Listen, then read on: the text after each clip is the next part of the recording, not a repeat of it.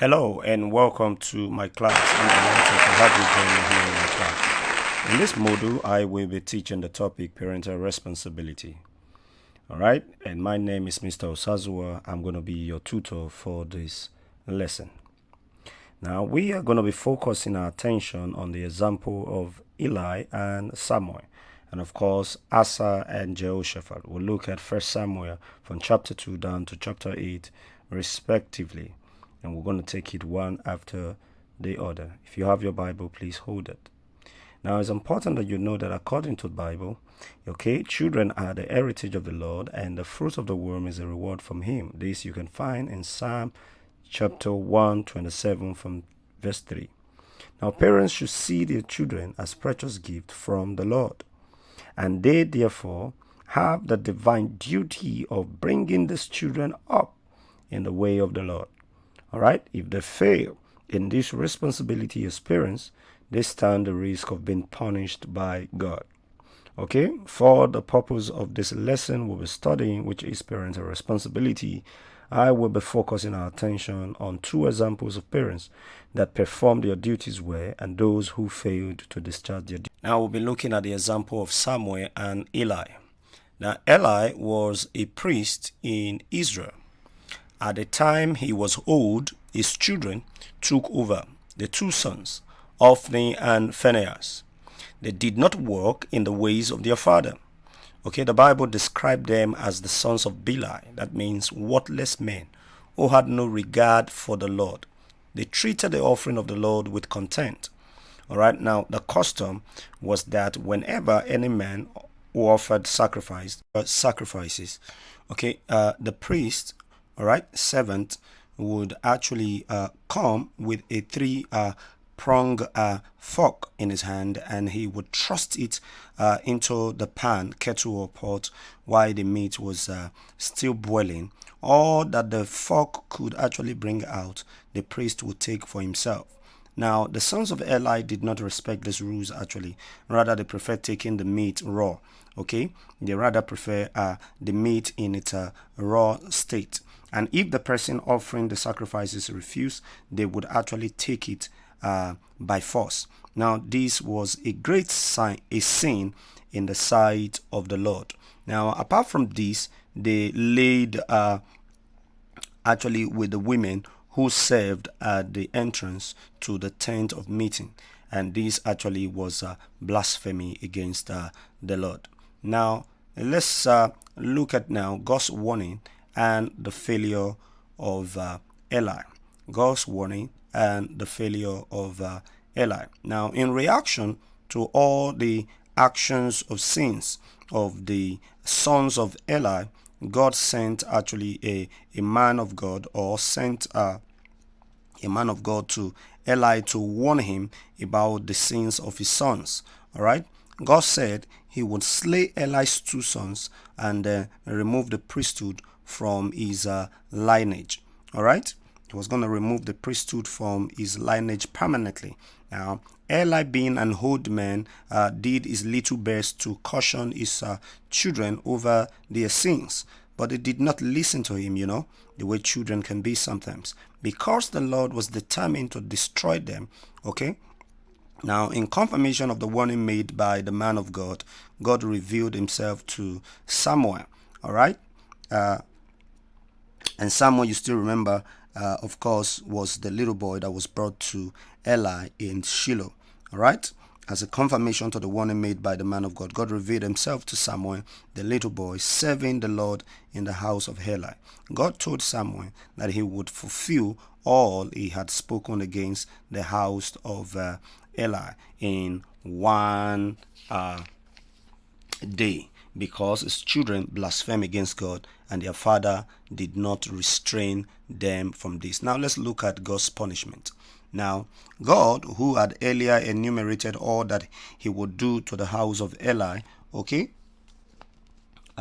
accomplished them, when there was a war between the Israelites and the Philistines, the war between the Israelites and the Philistines. And in the battle, the Israelites were actually defeated, and the two sons of Eli, which is Hophni and Phinehas. Okay, they were killed.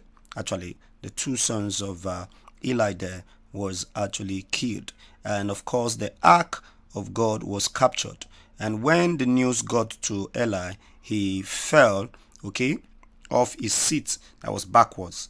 He fell off his seat backwards, broke his neck, and died. Now that was how Eli actually died, because when the news of his dead sons and the capturing of the ark of God came to him, he fell from his seat backward and of course broke his neck and died. And Eli's daughter-in-law, the wife of Phinehas, who was pregnant, heard the news, out of fear gave birth to a baby prematurely and died. But before she died, she named a baby Ichabod, saying, "The glory has departed from Israel." Now, the meaning of Ichabod simply means that the glory of God has departed from Israel. Now, you could see the tragic end of the house of Eli and his lineage. Now, as a result of the fact of failure to do what is needful as regarding instructing and raising up our children in the ways of the Lord. Now, let's look at the sins of the sons of Samuel. It was not just only Eli here, but this time Samuel also has an equal share in this weak parenting, and as a result there were consequences of their actions. Now Samuel took over as judge in Israel after the death of Eli. When he became old, he appointed his sons. His sons were Joel and Abijah. He appointed his sons Joel and Abijah. You could see the two of them up there, judges in Israel. And the judge from Beersheba. From where?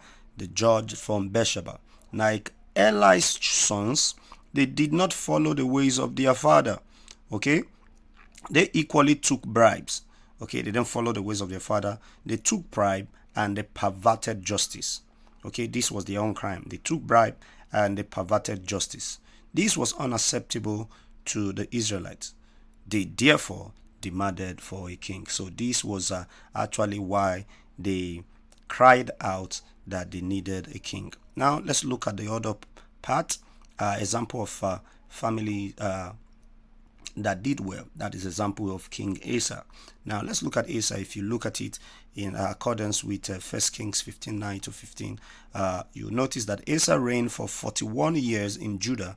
Okay, he took over from his father Abijah. Okay, the father of Asa was Abijah, and Abijah was described as one of the worst kings of Israel.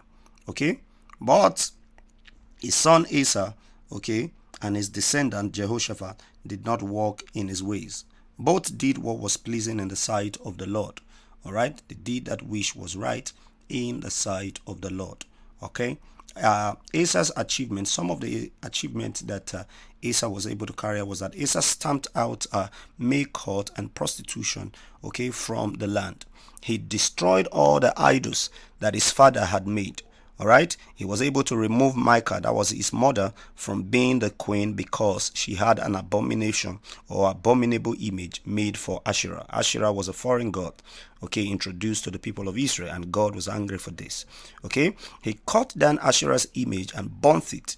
Now his heart was wholly true to God all his days. Now he brought into the house of God, okay, his votive gifts and that of his father.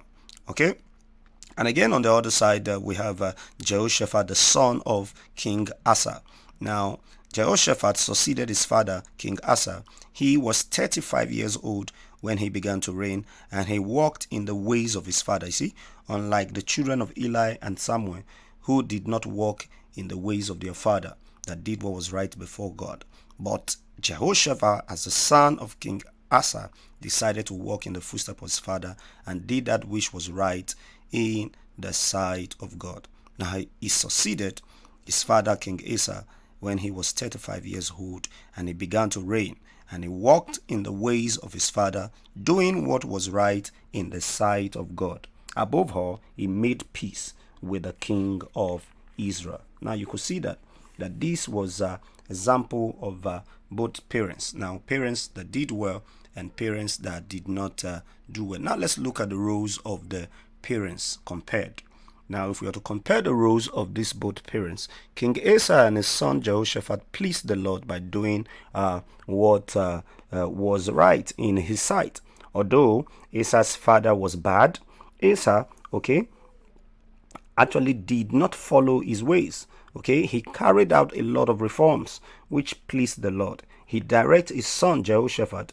Okay, his direct son Jehoshaphat emulated his good steps, unlike the sons of Samuel and Eli, who departed from the good examples of their fathers and decided to do evil. Now, quickly, let's look at some lessons we could actually learn from this story. Now, people and leaders should learn to follow the ways of the Lord at all times, okay, so that the Lord would direct them on what is good.